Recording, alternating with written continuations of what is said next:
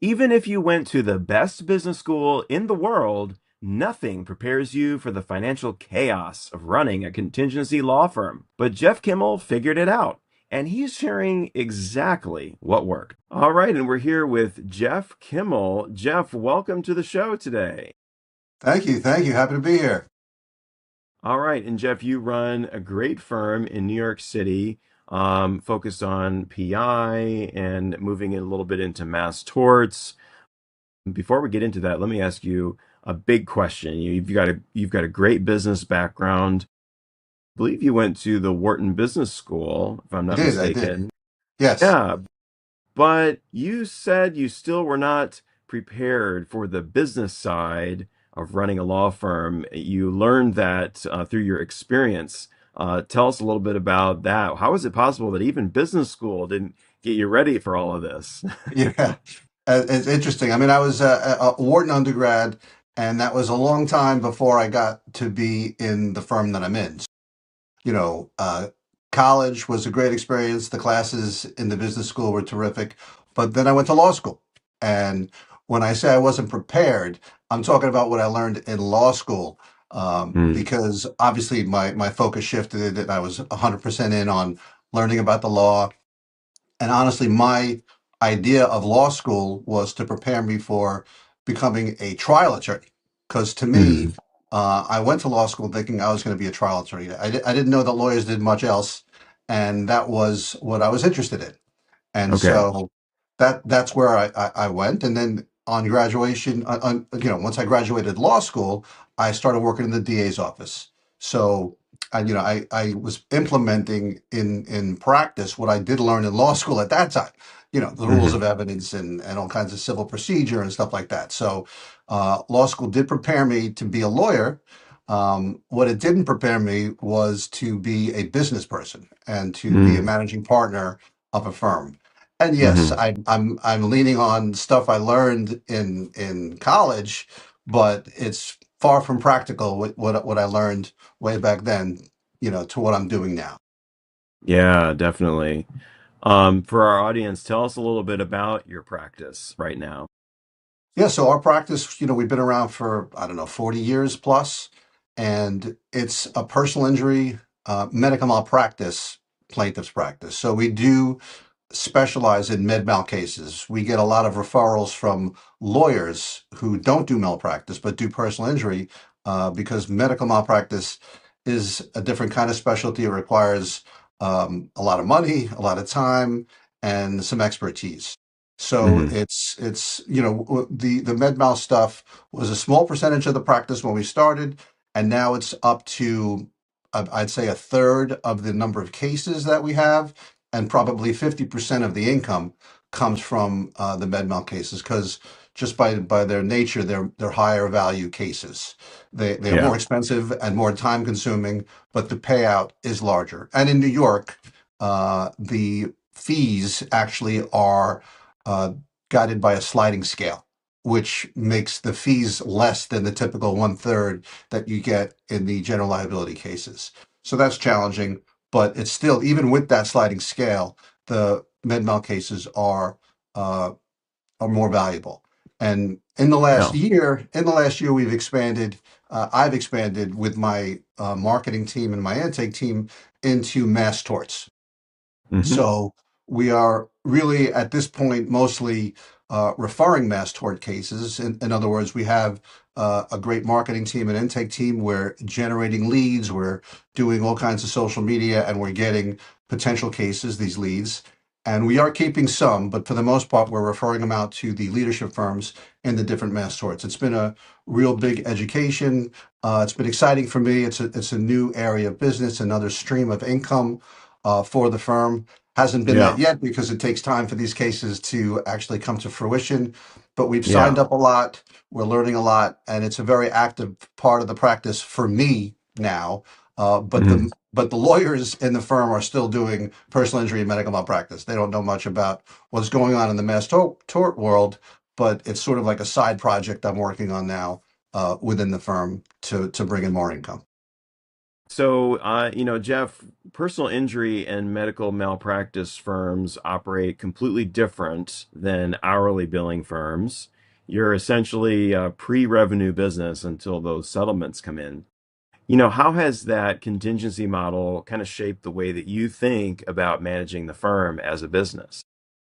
Well, that's a great question. It's extremely challenging to run a business like this. The bills are not on a contingency basis. Those come in every month, every week, every day, as does the payroll. Yeah, So it takes a lot of planning, patience, and organization to figure that out. Our biggest lifeline is the line of credit we have at the bank to cover, what we need when we don't have the cash. The business is very, hills and valleys. We're flush with cash when we get a big settlement, and then there's a couple of weeks we go without a settlement, so we still have to pay bills, and that's what we use a line of credit for. The biggest challenge I found on this end is actually finding a bank that understands my business. And that yeah, has been very challenging. And I finally do have a bank that does, and it's not coincidentally called Esquire Bank. hmm hmm They understand lawyers, but I was through the regular banks, um, all of them at one point or another, and they really didn't understand what a contingency business is. I mean, of course, they understand the principle, but as far as banking yeah, goes, they would consider a case that I have settled for whatever amount, and if I didn't have the money within 3 or 4 months, then they would consider it a bad debt that I was never going to get it. And I'm like, wait a second. There's a Geico Insurance is paying. They're pretty good for the money, or whatever. These medical malpractice insurers who have yeah, minimal policies of $1 million. They give. There's a lot of requirements once a case is settled, especially if it's a wrongful death case or if it's an infant's case. Settling the case only starts the second process, which is getting approval from the courts or getting guardians and estates and all those things, played out and verified and all hmm this stuff. So oftentimes in those cases, it can take up to a year to get the money. And when the hmm bank would see something on the books that's, 4, 5, 6, 8 months old, they say, you're never getting that money.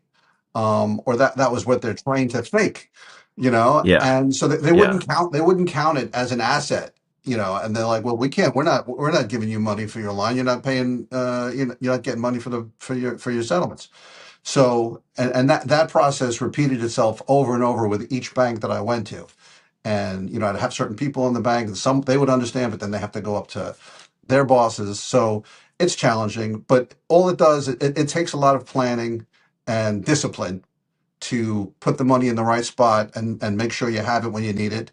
And, the last option is a line of credit, but that's often what we go to. yeah. I'm curious. It can be tax advantageous to, finance cases.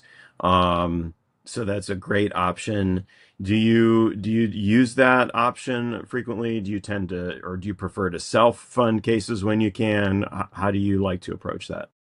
Yeah, we don't use outside funding for litigation costs. We do it ourselves. That's really what the line of credit in my firm. That's what we use it for. Because Hmm we have to lay out the expenses. Ultimately, that's what we see as what we use to fund the cases going forward. Yeah. There are times where we need money to pay payroll, but really it's a lifeline for us to fund the cases, especially the medical malpractice cases are very expensive. You can't start a lawsuit in New York without an affidavit from the lawyer saying, I swear I spoke to a doctor and who confirms that I have a case. And that conversation with the doctor is expensive because they charge for their hmm time. So I call the doctor, I send the records to the doctor reviews the records and then gives me the opinion. This is all before the case even starts. So hmm I'm spending a lot of money, and sometimes the review comes back negative, and so now I've spent all this money and I'm not getting that back. So, these are the kinds of expenses we have, and that's the cost of doing business, and that's all good. and we can afford to do that, thankfully. But that's really what I use the line of credit for. Okay, makes sense. Now you mentioned planning. I'm glad you brought that up. How do you approach the planning side of things? Because that's really key, forecasting things out, making sure you have a runway. What is your approach to that? Well, it's sort of like we set up baskets. When the checks come in, we don't just put it all in payroll. We try to forecast, okay, where are we going to need this money? We put some of it in payroll. We put some of it aside for taxes. We do know that we're paying quarterly taxes. So we've opened up separate bank accounts that have the names of what you're trying to save for to make it, painfully obvious, and we try to be disciplined enough to put that money in there. And of course, it's tempting when we're a little short on cash to go into that tax account because we don't have the tax payment for another 2 months. But there's a bunch of money in there. Should we go into that and take it out and say, okay, when the next check comes in, we'll refund the taxes? That tax bill is going to have to be paid. Under that court, Yeah. it's always a decision to be made, but we Yeah. do have a good idea of where we want the money to go, and we put it there. The challenge is when we're short on cash, and like, okay, so where do we take it from? Do we go to the line? Do we go to one of these, I call them baskets that we put aside for payroll, for taxes, for other things. We do a lot of events with the firm. We do team building events, and we have them throughout the year. So we put a separate fund away for those, so we can enjoy ourselves, and everybody can have fun. So we have different money in different baskets, and we try not to take from the baskets, to pay the other basket. All right, Jeff. So it sounds like you've taken some of the lessons from Profit First. Maybe you did that already intuitively, but you're familiar with the Profit First system. You've read the book. But when we talked about it before, you mentioned that it didn't quite work exactly cleanly for your particular business model. What did you find that worked? What didn't? And how did you make it different? Yeah, it's a great book, and it certainly validated the basket thing I've been doing, but I used the book and the advice there to refine that and to make it even better. And they added some things that were great ideas. But when it came to the owner's stuff, like the draws and the salaries. So it's not just me. I have a partner, and we have our own way of dividing things up, and we have our own accounting, and we have certain things that we count as draws, that we count as salary, and it didn't really mesh with how the book was explaining how to calculate those figures to tie in with the Mm. whole profit first thing. So it would have been a big exercise for me to change, our accounting principles to match what was going on in the book, but it's still a very helpful book. It helped me, become organized, and I think it's terrific. Yeah, and one of the things you've implemented is a regular partner draw, as I understand, making sure that you and your partner get paid on a consistent cadence, rather than, waiting for checks to show up when settlements come in. How transformative was that shift for you? That was a big deal. That was a big deal because we had up to a certain point, and it tied in with the growth of the firm. So when it was a smaller operation, it was easier to just manipulate things in real time. But as we grew, it became more and more difficult. So with my partner and I, instead of having this uncertainty of when we'll be able to when will we be able to take draws, and when won't we, and when so it became uh, more advantageous for us to have certainty with that. And so, we Yeah, decided what to do, and we took it as we're going to be salaried, even though it's not really salaried, but we were going to be part of the biweekly payroll, and yeah. it smoothed things out for us professionally, and more important, personally. To know that Mhm. we have bills to pay too, and it made it much easier for us going forward that way. Yes, thank you for being an advocate of that, because that's one of the things I advocate for, with every client that we work with, and I find that it's often rare. that law firm owners are paying themselves on a regular cadence, but it does make such a huge difference both for the business and personally. You're right. You've got bills to pay. You've got, savings you want to save, you want to invest, you want to, do all kinds of things. So that's a huge, huge shift. And one of the biggest hires that you've made in recent years wasn't another attorney, it was a director of operations, Yes, right? yes. What was the tipping point that led you there, and what does that person do for your firm? Well, it's a lot, and that person has filled a void or taken over the responsibilities from me. She was hired really to help me run the firm, Hmm. because as managing partner, the firm was growing, and was involved in a lot of different things, and I needed help, honestly. And she was someone who came from a position that was one of running a firm or overseeing, the finances and the human resources, and she knew about bookkeeping and all these things. And all those were now new topics for me, new responsibilities for me when I became the managing partner, which I wasn't really ready for. I didn't, ask for that job. It just happened, and I do love it now. But bringing her on has honestly made my life a lot easier. And so she's involved in everything, pretty much that I do, and mostly what I don't want to do. And so she's very involved in every aspect of the business, and it's just great to have someone who can focus all her attention on these particular items, and I can still then get involved in the cases, work with the Hmm. attorneys, be involved with case strategies, and talk to clients, and not think that I'm missing out and I'm not taking care of the business. So it was a great hire for me, a great hire for the firm, and she's only been here for a year. This is a recent thing. So this first year has been a big transition, for everybody in the firm, because she Hmm. came in and no, we didn't have someone in this position. We really didn't have a designated office manager, really. And now office manager means a lot of different things, and it's unique to every firm. So, that was, we have an office manager, but it wasn't a director of operations with all the finances and all the other human resource Yeah. items. We had an outside human resource consultant who we no longer really have to use, because the director of operations is really handling a lot of the personnel issues and hiring and firing and all compliance stuff. So she's wearing a lot of hats that I gladly took off and gave to her, and it's worked. She's terrific, and it was a transition for everybody in the firm to see these things coming from someone else besides me.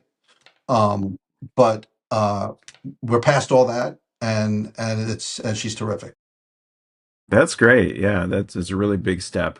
Um, and one of the key areas I'm sure that she's able to help you with, and one of the key areas of profit first, there's a lot of when everyone thinks profit first, they think of the buckets, and that's the starting point. But really, it's about becoming more profitable. And as we learn later in the book, one of the biggest keys to that is being more efficient and driving efficiency in your practice.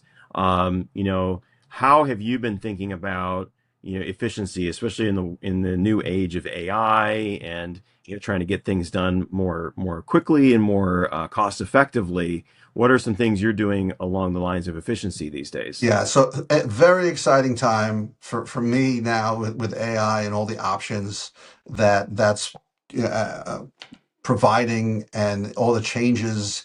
So really, what I've devoted myself to over the last year or so is to be better at data and analytics. So Mm-hmm. we have a case management software.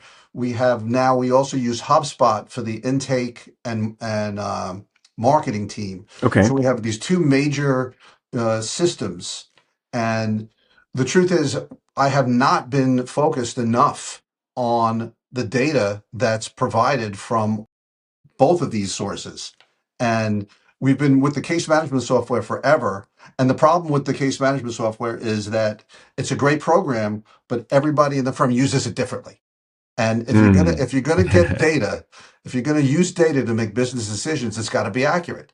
And right now, it's not. It's not. And so what I've been working, and we're now at the end of our term with this case management software, and we're going to a new one.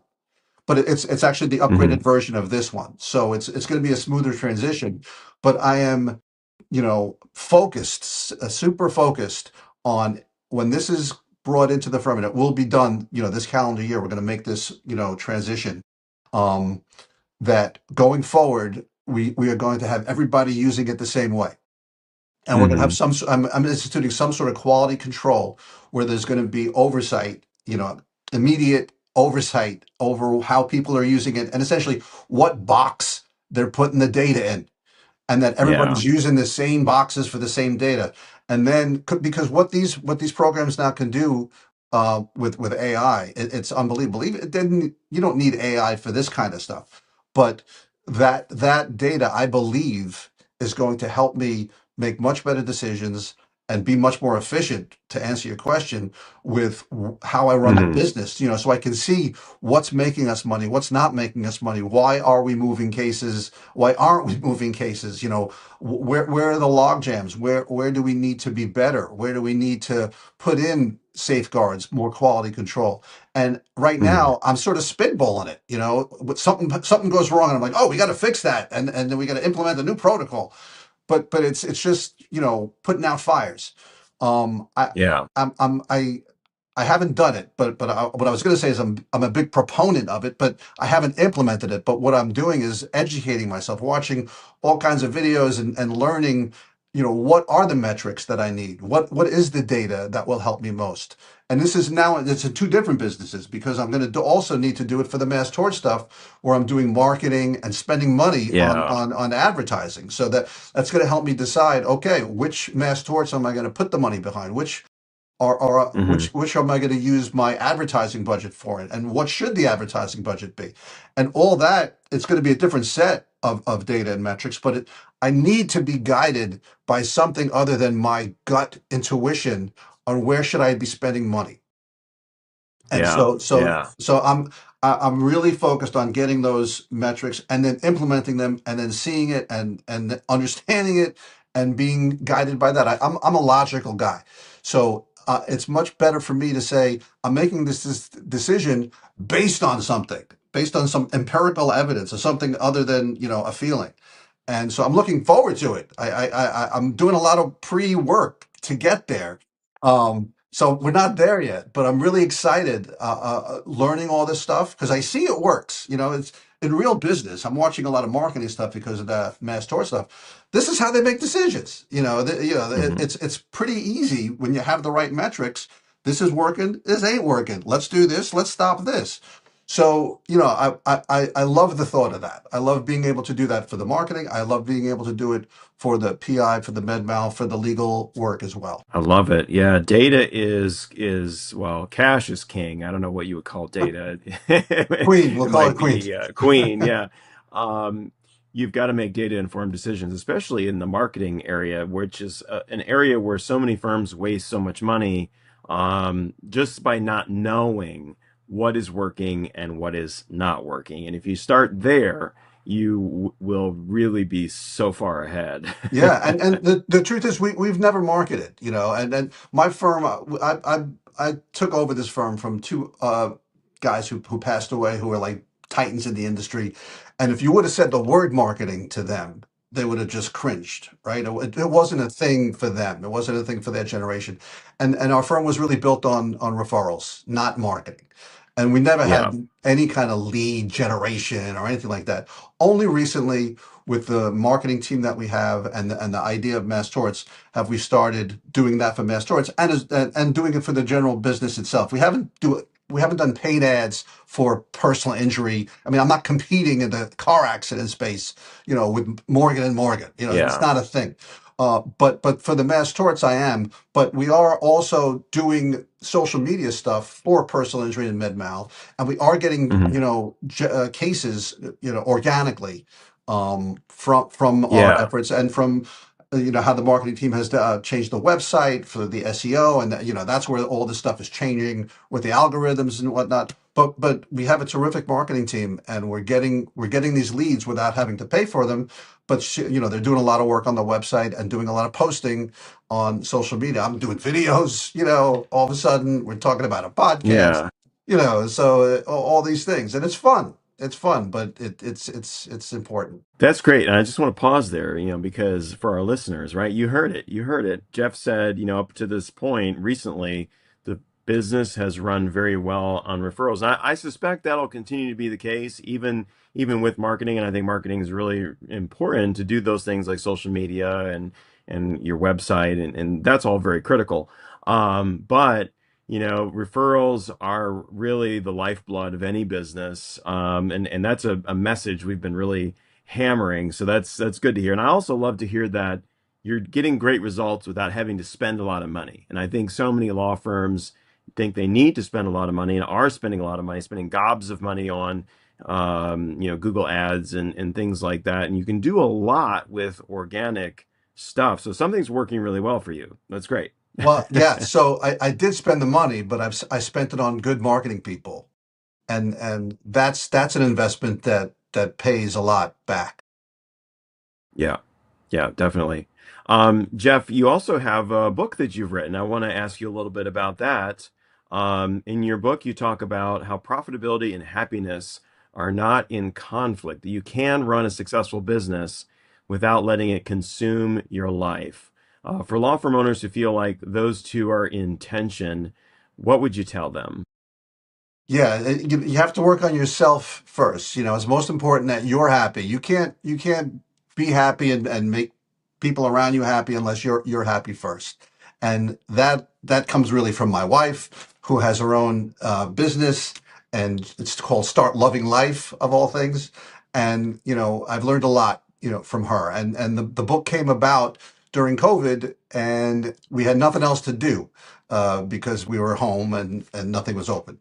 So I had been thinking about writing a book because I had recently, within a couple of years from COVID, become the managing partner, and I was learning that I didn't know how to do any of this. I wasn't taught any of it in law school, and I thought it'd be a useful tool, mostly for law students, but also for young attorneys, to know something about the business end of law and what it is to run a firm, and what the business of law really is, what it looks like, and how it really can make you a better lawyer and even a better employee if you know what the boss is looking for and what the Hmm. boss is facing.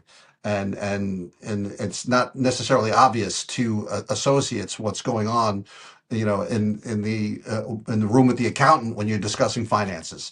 So that was my Yeah. thought and my idea, and I started writing the book. And with each chapter, I would, run it by her and say, "What do you think?" And she came back and said, it's good what you're writing, but you really have to have a mindset to be successful in that. I'm like, well, okay, well, you write it. You write that then. So she's like, okay, So then, and I was kidding, but so she did write some. She did write something, and I'm like, wow, well, that's pretty good. And then I wrote another chapter, and I'm like, what do you think of this? She goes, yeah, but you need to have the right mindset for that. I said, all right, you write the book, I'll write so what we did was we decided for every chapter, I wrote the stuff that lawyers really want to know, and then she wrote how you have to have the right mindset for that particular skill or asset or whatever. And so every chapter is written by me and then by her. And that's the message, is that you can learn how to run a firm, you can learn how to be a good business person and a lawyer, but you're not really going to be happy unless you're in the right mind space, and unless you wake up Yeah. every day and be happy that you're alive, and for your what you do, and appreciate yourself and appreciate what you have. And it's something you have to actually work on and practice, and that's what she teaches people in the way she lives. And she has clients that she talks to, and she does life coaching, and she has a brand and all these things, and everything's pink. That's her color. So if you came to my house, you'd be like, "Oh, this is a pink house."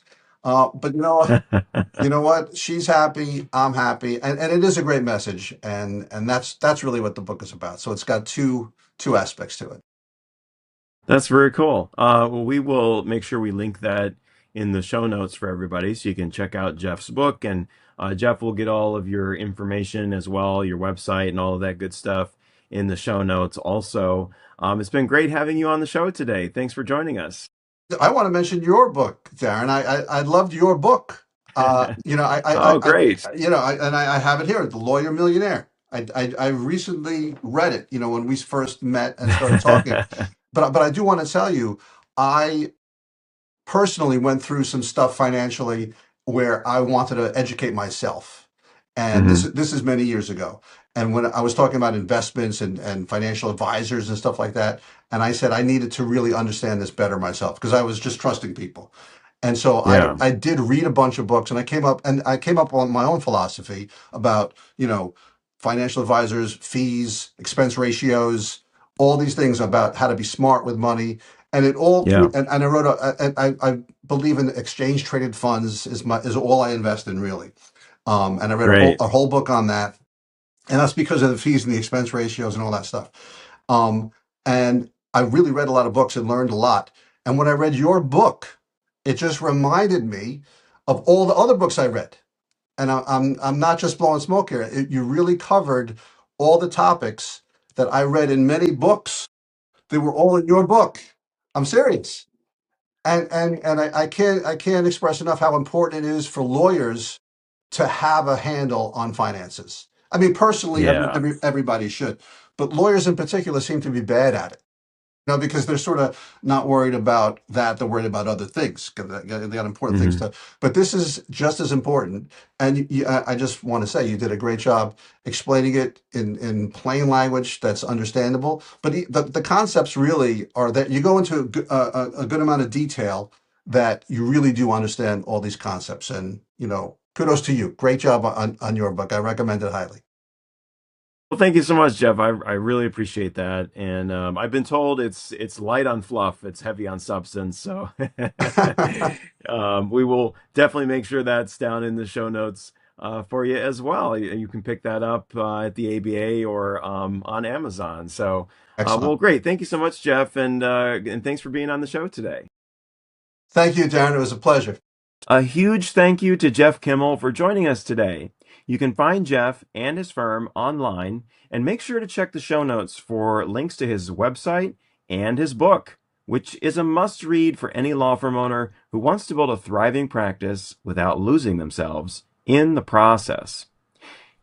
The Wharton angle really gets me because I hear this all the time from law firm owners who have every credential in the world, but still feel like they're winging it when it comes to the business side. In fact, so many lawyers talk about how law school doesn't teach you about business. Well, guess what? Neither does business school. The truth is, no degree prepares you for the volatility of business, especially a contingency practice. And that's why conversations like this one matter. Here at the Lawyer Millionaire, we work specifically with law firm owners who are great at practicing law, but want to get just as good at business and building wealth. Whether it's smoothing out that contingency cash flow, making sure you're paying yourself consistently, or connecting your firm's profitability to your personal financial picture, that is the work that we do every single day with law firm owners just like you. And if you're tired of waiting for the next big settlement to finally feel financially secure, now's the time to change that. I'm opening up a handful of intro calls for law firm owners who are ready to build a real wealth strategy around their firm. Head over to lawyermillionaire.com and grab your spot before they're gone.